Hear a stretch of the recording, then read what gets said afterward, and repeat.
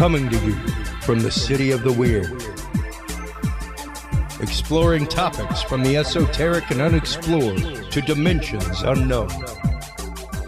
Shining a light of truth on the darkest corners of our reality. Welcome to the Curious Realm.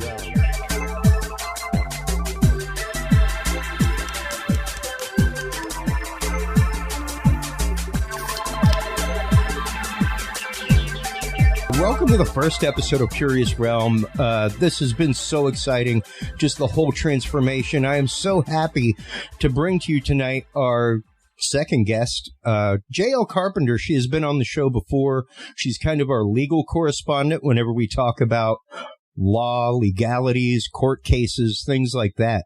And with all of the wildness of the Rittenhouse case recently, with the Aubrey case that just came down with a verdict, as well as just court cases flying around, I thought it was a really great opportunity to bring JL on and talk about the concept of innocent before guilty and how that can kind of be wiped aside by the media. JL, welcome to the show. How are you? Thanks, Chris. I'm glad to be here. I feel special being part of the first episode. I'm glad that you're part of the first episode because you were one of the many people that whenever you came on, we took on topics that, I mean, even whenever I told my wife that we were going to be covering Kyle Rittenhouse, she was like, "Ooh, wow, are you sure that's really something that you want to touch? Like, that's a hot potato."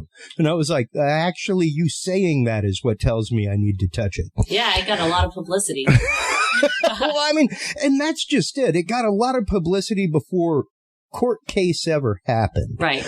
And I think a lot of people, and don't get me wrong, it is an emotionally charged case. It is an emotionally charged situation nationwide at that point. And when that happened, it was a horrible, horrible incident with all parties involved. But I think it was also the case of there was a lot of media involved before a court case happened. I think a lot of people had a lot of preconceived notions. For sure. Absolutely. Now, as a defense attorney, let's get into a minute what that does for you as far as, because you've handled a couple of high-profile cases, things like that. What does it do for you as a defense attorney to have to actively defend this person who, as of right now, in the court of public opinion, is guilty until proven innocent? Well, it's tough because you have to find fair jurors who haven't been tainted by the media publicity leading up to trial. But yes, I've done 3 high-profile trials so far in my career. We're going to do a retrial in January. That's the pending date. But, backing up, if you look back, really, I don't think cameras came into the courtroom until the O.J. Simpson trial. And then it's just kind of developed from there, not only for media to be involved in these courtroom trials, but also our technology. So much is being caught on cameras. And then that's being brought into the trials as well. But it's difficult when you have media. And I think clickbait has a lot to do with this, right? Because they want to be the first to get that headline out there. They want to be the first to have all the clicks on their headlines and so in the rush to get that, you're not getting the facts right. And what was really astonishing to me and sad is even while the trial was being publicized, there were a lot of people in our nation who thought that the victims in the Rittenhouse trial were African American. Yes. Was not even the case. Yes. The other thing that was astonishing was this storyline that he crossed state lines with a gun. With an illegal firearm. Right. Which never happened. But, 2 things that really set me back with the prosecution, really 3. 1, I couldn't believe that this experienced career prosecutor ever commented on the defendant's silence before trial, right? That is a constitutional right to remain silent. Yes. And he commented on that in front of the jury, which was, I was taken aback by. Could have been a cause for a mistrial or even appeal. The other thing was, it was very evident with the questions he was asking and then his handling of the gun in the courtroom that he had no experience with guns. For him to pick up that gun, put his finger on the trigger, and then pointed around people in the courtroom. I was thinking, you are making a buffoon out of yourself. Yeah. You know? Yeah. It was definitely one of those, how about a little trigger control and a little muzzle control there? Right. Because it was definitely, and nowhere, what was funny is any videos that you saw of Kyle, never once was his finger on a trigger, like waiting for action to happen. His finger was out, properly trained, everything else. So yeah, it was, and that's what came down to a lot of the self-defense was it wasn't the fact that, he was there. Otherwise, he'd have just been popping people. Right. Well, and then the third thing was, it's law school 101. You don't ask a question of a witness that you don't already know the answer to. Mm. And so they were making a big deal about Kyle being across state lines from where his mother lives, and why was this community important to him to defend? And Kyle said, well, because that's where my father lives. How do you not know, after all of everything that they have done to prepare for trial, how do you not know that this kid spends half of his time in this community because his father lives there? It just blew me away. Yeah. Yeah. And I think, like you were saying, there was a lot of mismanagement on the behalf of the prosecutor. I think a lot of people don't realize that most of the time before somebody takes up the practice of being a defense attorney such as yourself, they've actually spent time in the prosecutor's office. Right. Yeah. So you've spent time on the other side of the table being the one prosecuting the case. Right. I spent 3 years as a prosecutor, and it's kind of like boot camp for a trial lawyer because you have so many cases and it's baptism by fire. I mean, my first trial, I was just thrown in there. I had to call witnesses immediately to bring them to court. It worked out in my favor, but I think it's just kind of natural that if you're not going to be a career prosecutor, then eventually you're going to turn and work on the other side as a defense attorney, which as a defense attorney, I was really surprised at how many innocent people actually hire me. People who are wrongfully charged, overcharged, and a lot of that is domestic violence where, and don't get me wrong, like, I am a proponent in helping true victims of domestic violence get out of a bad situation. But I also represent a lot of guys who are falsely charged because it's helping the woman gain ground in family court or out of spite or because he was just trying to get out of the house and remove himself from the situation, So I see a lot of men and women come across as clients who are truly not guilty.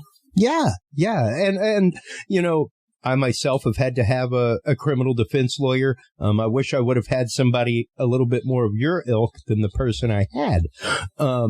However, I think a lot of cases that happen are sadly the case where a person is not able to mount a defense. They are not able to afford somebody such as yourself. Right.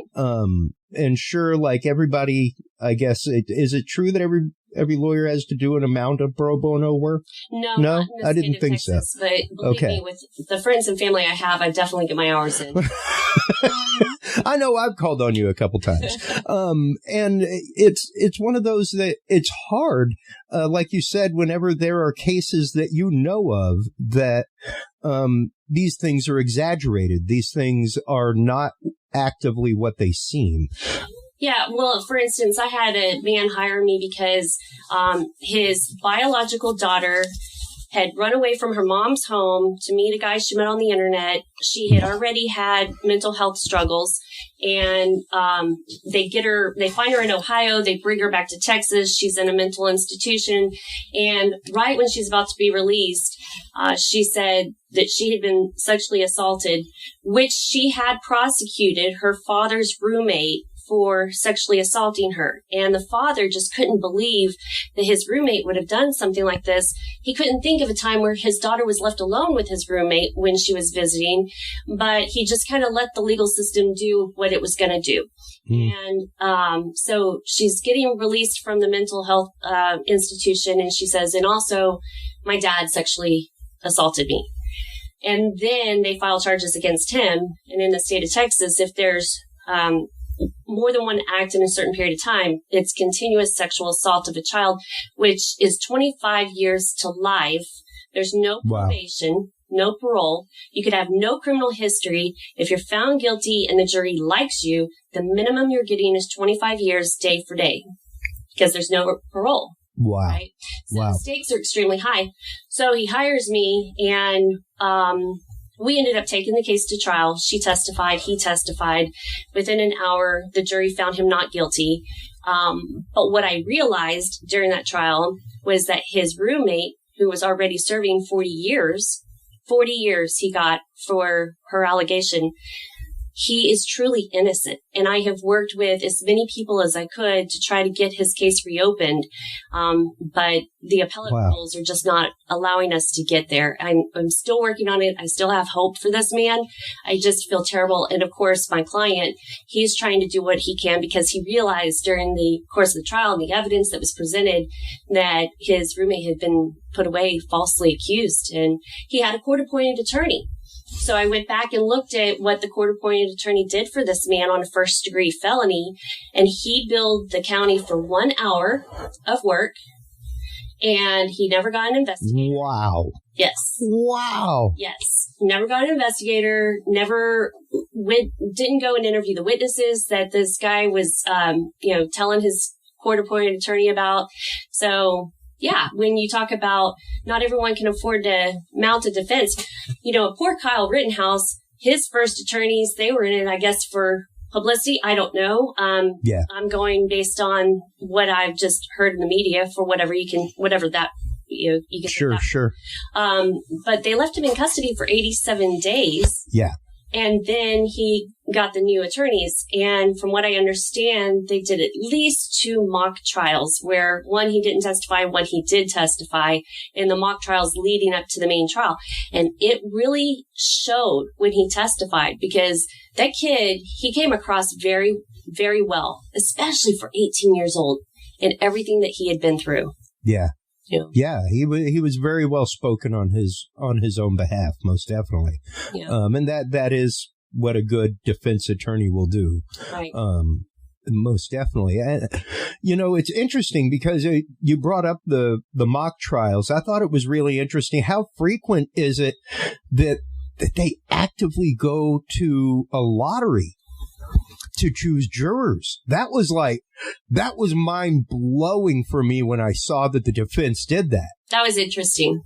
What do you think the reasoning was for that? Well, now are you talking about when the judge had him pull the names out of so I think that's and I'm not sure, but I think that's the judge's, prerogative. Yeah. How he conducts things. But so you have the same amount of people. I mean, the same people listen to the same evidence. Sure. Then from that, he pulls out of the jar or whatever the names of the ones who are going to be deliberating. And, from an energy perspective, and this is kind of woo-woo stuff, if you think about that, as he's pulling each name, you're going to have to trust his energy that he's pulling the right people out of that, right? Yeah. On both sides. Right. Like, you got to trust it on the prosecutor's side. But at the same token, and you got to trust it on the defense side. But at the same token, it's the fact of, I think that truly levels the playing field.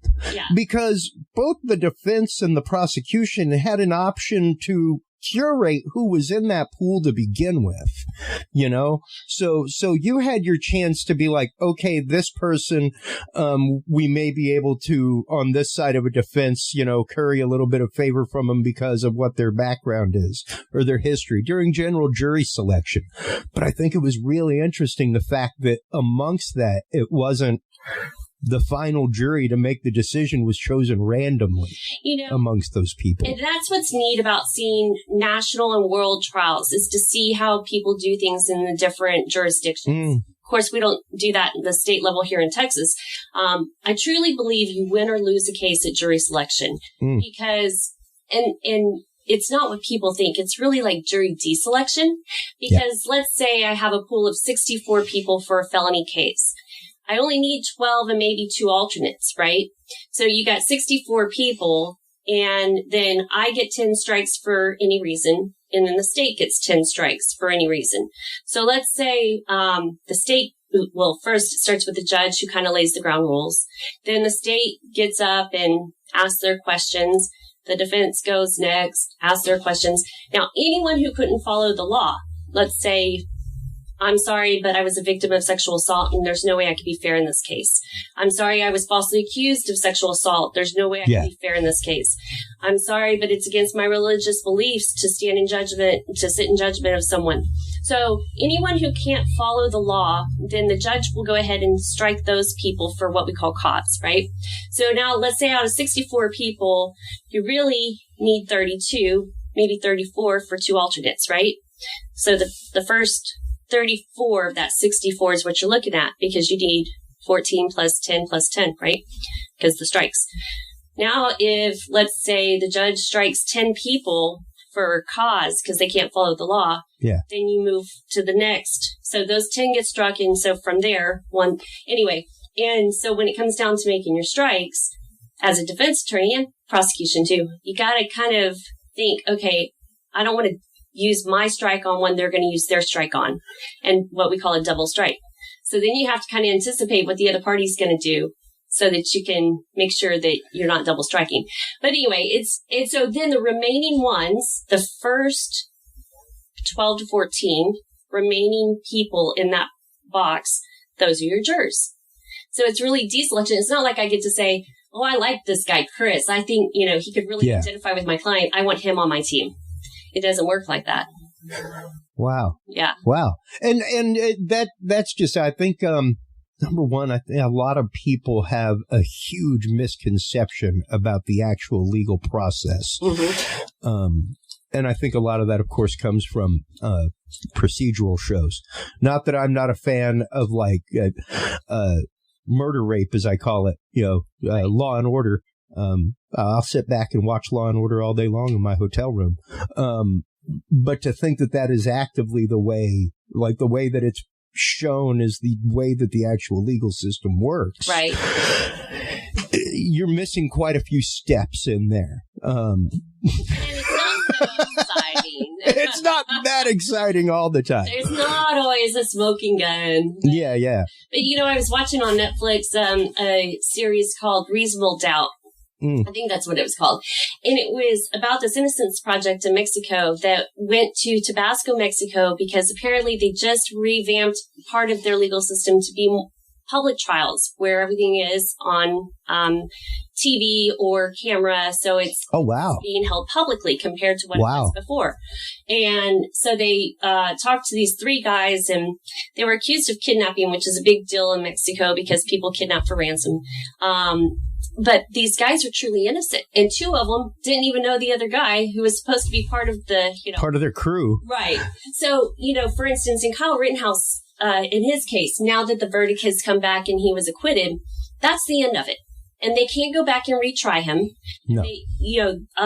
Any lesser included, double jeopardy attaches to all that. Yep. And then the state can't say, well, I don't like that, I'm going to appeal, right? So we're done. That's the end of it. But with these guys in Mexico, what happened was they were about to be acquitted, and then the state came back in with new arrest warrants for the lesser included attempted kidnapping because they knew they were about to lose. So they got held again. They were in custody for about 3 years when finally they were convicted and sentenced to 3.5 years. So it's like there was 3 judges. It was a tribunal, kind of apologetically, we're going to find you guilty, but we're going to give you time served.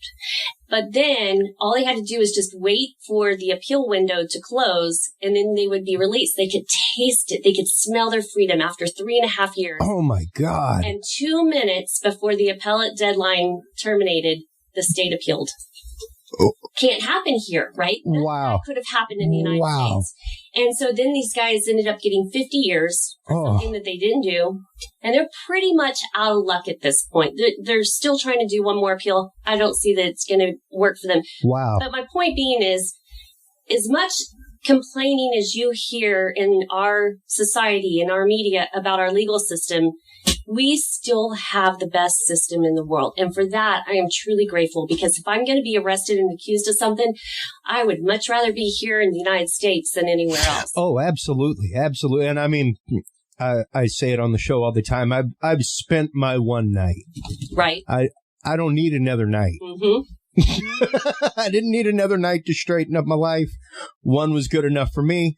But I have friends that have definitely spent their time inside. Numerous friends that have spent their time inside. You know, one of the, while I have you here, one of the topics that came up in the Curious Realm group here recently was, because I post a lot of articles, spur conversation, and one of them was the possible dropping of the title of sexual offender, and the fact that people may not have to go onto an offender registry anymore.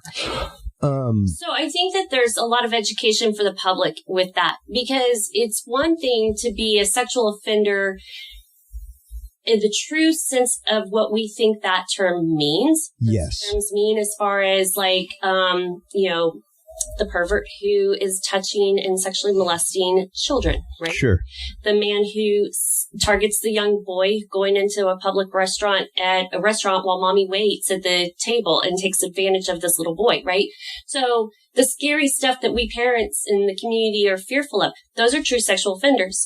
But if it's because the man was 4 years older than the young lady and she was underage, you know, kind of that Romeo Juliet kind of thing.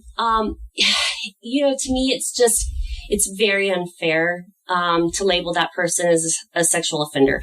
I'm not the legislature. I don't make the law. I just, you know, have to go with what the law says. Yep. But that ruins somebody's life. Yes. Yes. And that's just it. I know more than one person. I know somebody who, and this was, 2003, back when the internet was still pretty in its infancy as far as file sharing, things like that. It wasn't like hop onto Amazon and buy things from across the world like it is now. Right. Amazon was still just selling books at that point. But he literally opened an email from a group of people, and granted, in a community that he belonged to, with their, I guess, sexual proclivities. Mm-hmm. However, he did not know what somebody was sending him when he opened an email, and it ended up being child porn. Right. That wasn't the emails that were normally sent along in this private group, in this group of people that got together every Wednesday night. He ended up serving some pretty hard time. Yeah. And for something that he never did, he did not seek that out. Nothing like that. He was just caught up with a bunch of other people. Right. And, you know, there's a lot of flags in that, because for people who have never seen images of child porn, it is mind-shocking. Yes. And so the prosecutors I work with, they are nice enough to remove the images, so I don't have to see the actual images, but I have the data, so I can compare IP addresses, times, downloads, the content, you know, to see. And so they flagged the IP address, and there's a lot of investigation from different sites that work together, because truly, they're trying to identify the children in these images to see if they are kidnapped children being held, you know, and they're trying to, you know, find the children and save them, you know. Oh, sure. So you feel like on one hand it's a victimless crime, but it's not. It's hugely not. Right.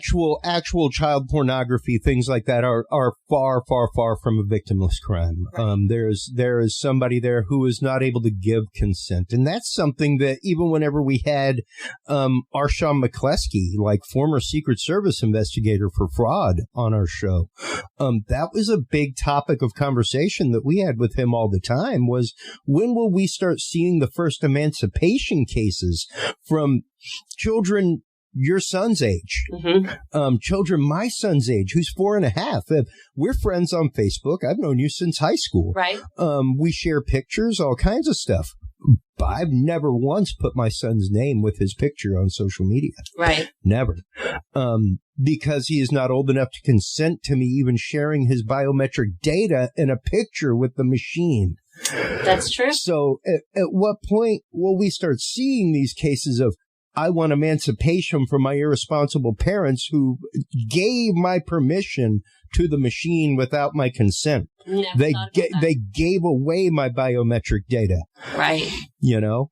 And yeah, just things like that where our technology is moving to a new level now. Right. It's moving to a new place. And when you're talking about things like dark web, child pornography, things like that, the horrible, horrible things that you get to deal with on the side of a defendant, it can get dark really quick. It can. But you know what? Honestly, because when I walked into my computer science class as a freshman in college, so this would have been the fall of 93. Mm-hmm. I remember my computer science teacher saying she had the screen pulled down using a projector, and she said, I want to introduce y'all to something today. It's called the World Wide Web. And that was my beginning, right? Same. Because we didn't grow up in this era of technology like our kids have. I almost feel like that generation of kids, our children, are more responsible with the internet than we are. Yeah. You know? Yeah. I think so as well. And my wife says that regularly, the fact that they will be the ones to go Puritan. Like my son's generation will be the ones to go, what did you people do? Right. Like, good Lord, have mercy. Right. You wonder how we got where we got. Well, for instance, like my son, who's 21, he doesn't have much of a presence on social media whatsoever. Good for him. My daughter, she won't allow me to tag her in anything. She's 24, but good. She says I'm very private, and I want to keep it that way. Both of them. I'm just very private. I want to keep it that way. So I do think your wife is on to something when it comes to that. Because now, do you think that some of that is from you, your career, your actual training of them? Yeah, because much like my experiences as an assistant youth minister and the classes that I've had to take with dealing with children, things like that, that has definitely changed the way I deal with my son. Right. That has changed the way I explain things to my son, things like that. Do you think that perhaps you being a defense attorney and just that education of conscience as they were coming up as teenagers to be like, hey guys, do your thing, go out there, have fun, be careful, but please just don't have to call me like that. I think, like, feel free to call me for a ride home, but don't call me because you're getting a ride home that you don't need. Well, I think that we always had a very open channel of communication, and so that was definitely helpful. I definitely have, educated my kids along the way through the lessons that I've learned in the legal realm. While I would love to take credit for their conservativeness on the internet, it's not from me.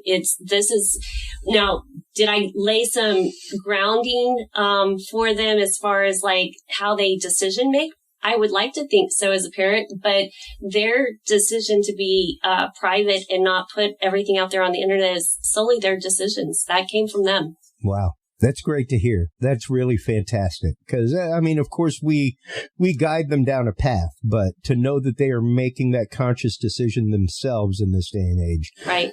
It gives a lot of hope, because, I really think I was one of those kids when we were in high school and in, microcomputer applications. Like, I went home and I dialed into bulletin boards. I file swapped. Like, I was in what some people would consider chat rooms, things like that, before chat rooms existed on AOL. I don't want to say his name, but do you remember our senior year in high school, one of the smartest guys in our class got suspended, ended up getting his GED because he broke into the schools, the ISDs. Yeah. Yeah. He changed, I think, his absences or grades. Yeah. To that effect. Yeah. I don't even know what happened to that, but, do you remember more details about it? That is exactly what I recall, was that he went in and changed his absentee record. He was so smart. Oh yeah, absolutely. He was one of those that he skipped class and went out and did his thing here and there, and But for back then, that's in 93, 92. That was a big deal. That was some pretty hardcore stuff, dude. We had an actual hacker in our class that went war games and broke into the school computer. Yeah. It actively happened. And to see I see technicians that sit there with apps on their computer and hack people's Wi-Fi just because it's fun, Yeah. Well, I think a lot of the division that's sowed in this country is as a result of social media and algorithms and the settings. And sure. I was just listening to another podcast where they were talking about how much of this fighting that you see going on, is just bots. It's just bots making up one of them is saying, I disagree with your opinion because blah, blah, blah. And the next one says, well, I think you're a cunt. None of this is true people. These are all bots. Yeah. Yeah. Well, I think it's interesting that every time they bring about an AI that's learning and basically learning grammar and jargon the way that a human brain does, that typically within a week, it just goes horribly awry. Right. Like they become crazy racist or totally misogynistic. Right. It's wow, it's interesting. And really, I think a study on humanity to begin with, because, that stuff is being culled and pulled from social media and other sources and writings and articles and all that kind of stuff. And most of it is being set in place by countries that we're not, it's true.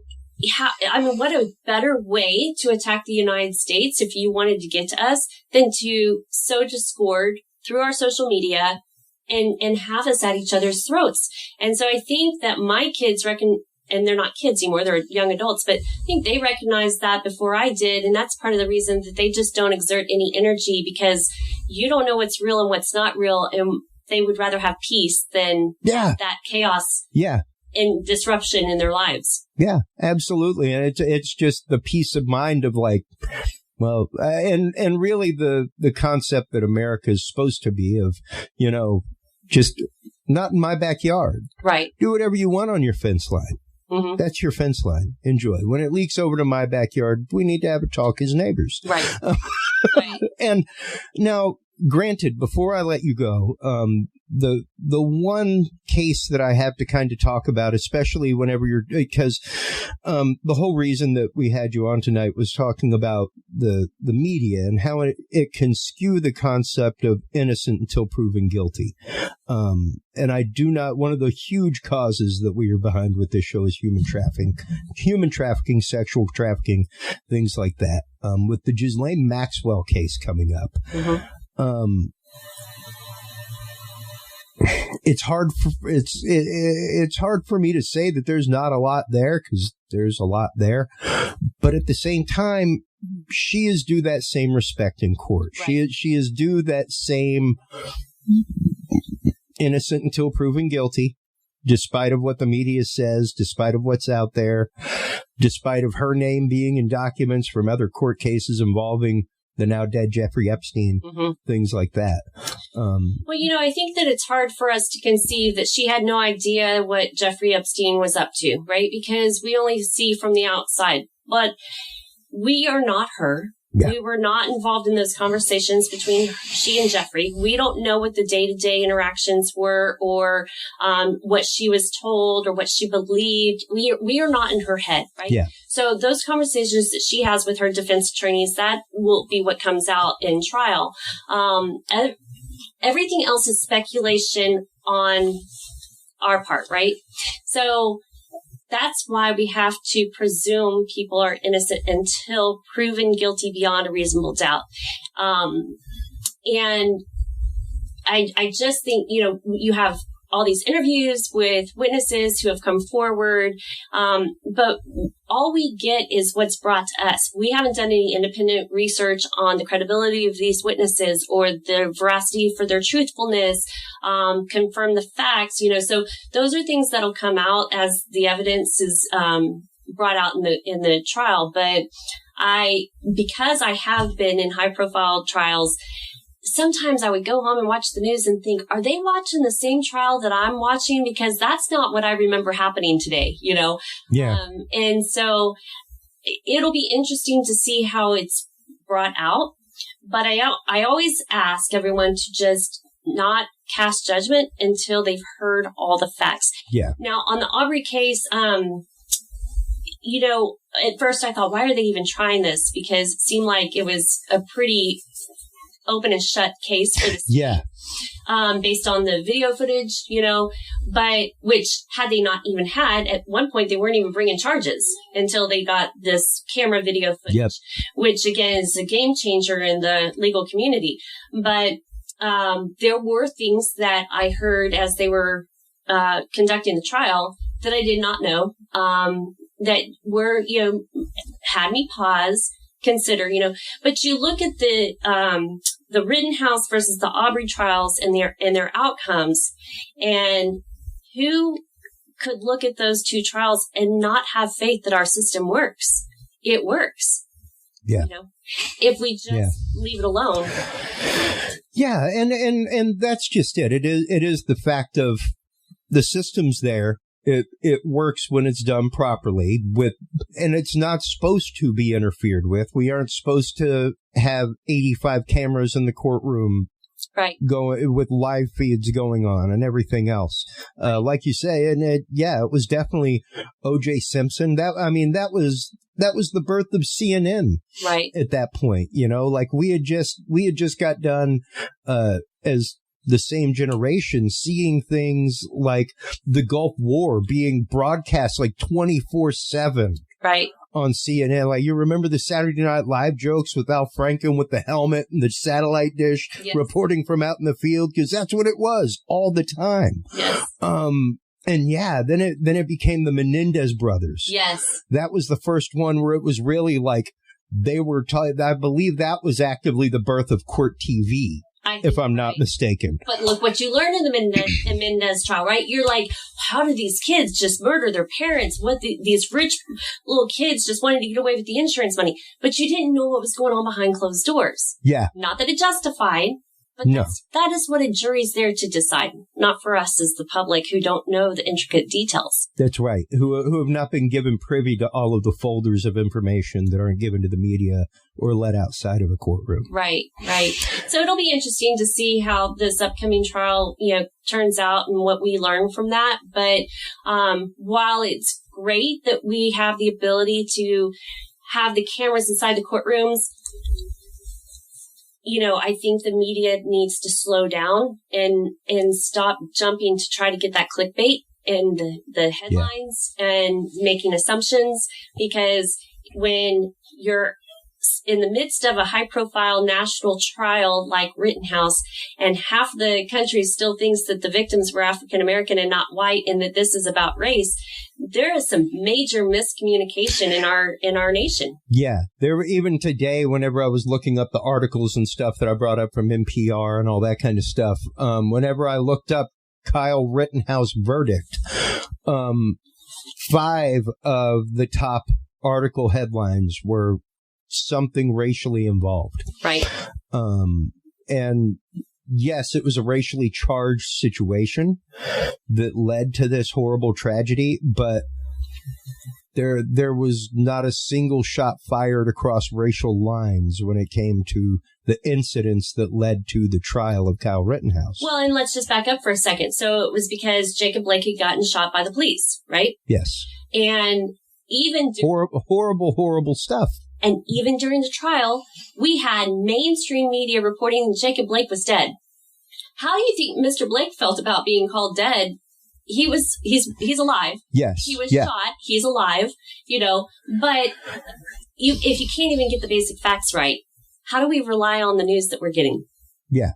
Yeah. And I have definitely been a part of the media. I've been a part of local mainstream media. I've been a part of the alternative media. Mm-hmm. And I would say that they are both equally as guilty. One for clickbait, the other for fear mongering. Right. Yeah. And it's kind of sad to see a society just ridden with cortisol addiction. You know, at what point, JL, should somebody have a phone number like yours in their pocket? Because for me, it was way too late. You know, I joke, I say, if you know someone or if you go to jail, call JL. But you never know when you might be the one that needs a defense attorney, and nobody likes defense attorneys until they need one. And, you don't know if it's going to be you or your family member or your friend, but, we're Houston based, 713-201-6767. You can find me on the internet at jlcarpenterlaw.com. Absolutely. And I want to thank you for coming on, talking about this. I want to have you on once again and again, whenever these things come up, because I think it's really important for us as a society to keep ourselves in check, to keep ourselves and our mentality when it comes to these things. Because, I'm here to tell you, folks, you never know when you will end up on the other side of the law. Right. Like, we are all exactly 2 steps away from it. All it takes is an accusation from somebody, anything. Yes. And insane hijinks can happen to your life, and you can be one of those people that are branded sex offender. You can be one of those people that have been falsely accused, like what you're talking about, that you horribly have to represent all too frequently. Right. What would you say is the odd number inside of there of the cases that you've handled where somebody's been falsely accused? I would say there's a good amount of folks who come to me who've been falsely accused, whether it was, DWI. And let me just say this, probable cause is not that big of a standard. So for an officer to get a warrant or to make an arrest at the level of probable cause, that is a far cry from beyond a reasonable doubt. So if you've got a potential DWI out there on the street and you arrest them on probable cause, the officer's doing what they need to do to take somebody who potentially could be a danger off the street for the night, and then let it sort itself out in the courtroom. And if you can't get beyond a reasonable doubt, it's the prosecutor's job to serve justice, whatever that looks like. And sometimes serving justice is a dismissal. So, the officers are doing their part to protect the community, but that doesn't necessarily mean that when the case gets to the courtroom, it's going to always be beyond a reasonable doubt. And that's why it's really important for the community to maintain that presumption of innocence until those facts come out in a courtroom. But, I represent a wide range of folks who are either falsely accused or who are guilty, who have substance abuse issues or mental health issues, or who made a bad choice and they just need help cleaning up the mess. So it's a variety of situations, but absolutely, next to being a mom and a parent, it is the most rewarding job. It is definitely a calling. It's one of those that it is a vocation in life. It's not a job. Right. You do it because you actively want to help people, and you have a heart the size of Texas, JL. You always have. And to know that there are people like you out there as defense attorneys. I've known people that definitely were defense attorneys that shouldn't have been. You are one of the most genuine and amazing people I've ever met. So thank you for everything that you do. Thank you for always coming on this show, talking about these topics. I can't wait to have you on again and again on Curious Realm. All right, you got it. Thank you. All right. Thank you for tuning into this episode of The Curious Realm. Stay tuned for more guests, forbidden topics, and hidden truths. Download the official Curious Realm app and view the Knowledge Vault on our website, CuriousRealm.com. Follow us on social media by searching Curious Realm.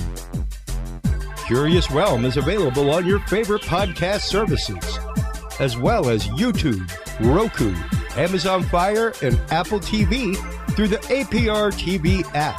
Available on all app markets. Curious Realm is a proud member of the HC Universal Network family of podcasts. For more great content or to become a sponsor of Curious Realm or other podcasts, visit hcuniversalnetwork.com today. Thanks for listening. Stay curious.